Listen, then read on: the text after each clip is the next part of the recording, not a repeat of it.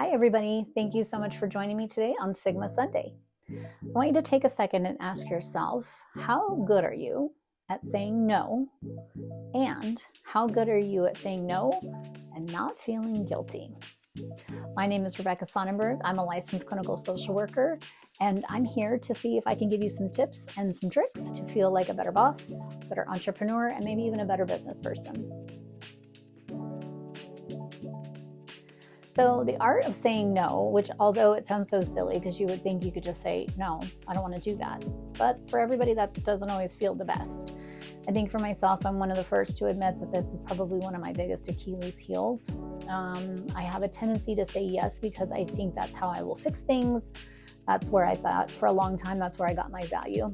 And I recognize now that in a lot of situations, but especially as a business owner, this is really dangerous. This is not a good place to be because then it causes people to be very dependent on me. It causes people to sometimes feel like I'm the only one that has the answer, which is silly because half the time I don't know if I have any of the answers. So I had to really take a pause sometimes and really start to think about, number one, why is it that I say yes so quickly? And when I don't and I feel guilty, where is that coming from? And I think that's the biggest question to sometimes ask ourselves. I think a lot of times, especially as women, we have a tendency to feel like our role is to fix things, to take care of things, which a lot of times it is. And that's okay. However, though, in business, as I said earlier, this can get really, really dangerous because then you're the only one that has the answers. And how good is that going to do? When looking at having a business and when looking at how people who work for you, sometimes it's a lot like raising your kids or raising a child, where you want to be able to do the things for them and you want to be able to help. But when you look long-term down the road, you can definitely see where that can be detrimental. There's a book that I read not too long ago called Anti-Fragile. And he talks very much about how when we bubble wrap people, when we try to protect them and do everything for them, we actually end up being more detrimental to them. We end up hurting them more than helping them.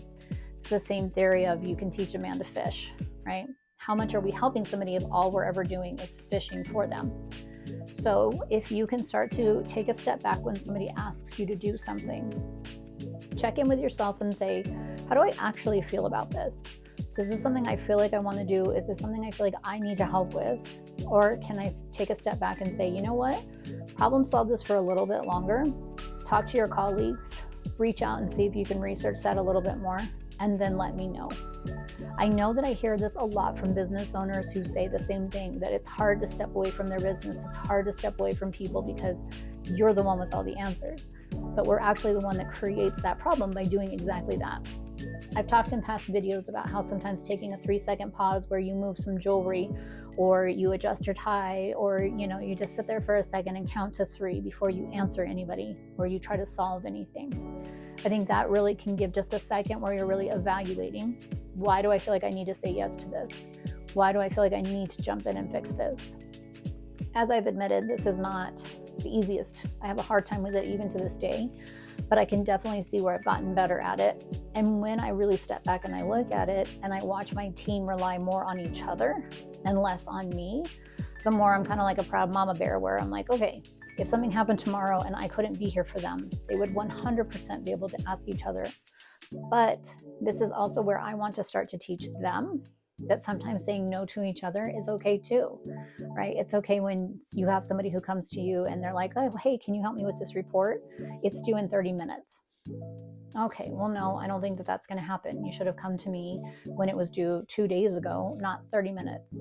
So your emergency does not negate the fact that now I have to stop everything to help you. So where do you check in with that? When we talk about the guilt piece, this can be a little bit different, and we have to really start to look at the guilt versus shame. Shame is I am something wrong versus guilt, which is I did something wrong. So when that feeling of guilt comes on, which it can, and it's okay, that's very normal. You're a human being. Saying no to people doesn't always feel super great. And like I said, for a lot of women, that's where your value comes from in your mind, even though that may not be accurate and you have so much more value.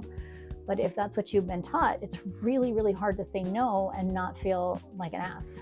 So you have to take a second and say, okay, let me check in with this. Let me look at the monster under the bed. I'm not going to hide from it. I'm not going to run from it. And I'm going to ask myself, when it comes to feeling guilty, What is it that I actually think I did wrong? I really don't have the time to sit down with somebody and spend 45 minutes helping them with something that should have been done 2 weeks ago. So really, that isn't mine to carry. That's not my burden. That person should have done X, Y, and Z, and I can help advise them on that for the next time, but this isn't my rock to carry. So when we're looking at guilt, we're looking at what we think we did wrong. This kind of goes back to a little bit of what we talked about previously too, in like having boundaries. Okay, boundaries are just saying, yes, I'm okay with this, no, I'm not. It doesn't have to be more complicated than that. Even though as humans, we always make it more complicated. But if you're not okay with something, saying no, that's just saying I'm not okay with it. It's just shutting the gate. It's not closing the door in anybody's face. You're not being a jerk. You're just saying that doesn't work for me. And that's always okay. Because again, at the end of the day, when we don't say no and we take on too much, or we rely too much on ourselves to fix all the things, we then become very resentful. We then become very irritable. And who in the world do you think that helps? Not a single person. So what I would like you to do is just take a second and check in with how often are you saying no to things you really don't feel comfortable with doing or really don't want to do. And then the other thing to check in with is that when you do say no to that, where is that guilt feeling for you? Is that coming up at all? Or are you just okay saying no, which is great? Then you can just skip forward to the next video. But if it is causing you to feel guilt, sit with that and ask yourself, what is it that I think I'm doing wrong? What is it about this that feels bad or yucky? And is there a way for me to help, but later on down the road when I have time? Is there a way for me to help when I have more capacity? So those are the two things that I would really like you to look at when we talk about saying no, taking a pause and stepping back. So I hope that this video was helpful. I hope that it helps you to be a better business owner, a better entrepreneur, a better leader, maybe a better human, who knows? But at the end of the day, thank you guys for joining me. Please like and subscribe and share with your friends. See you guys next time. No, God! No, God, please, no! No! No! No!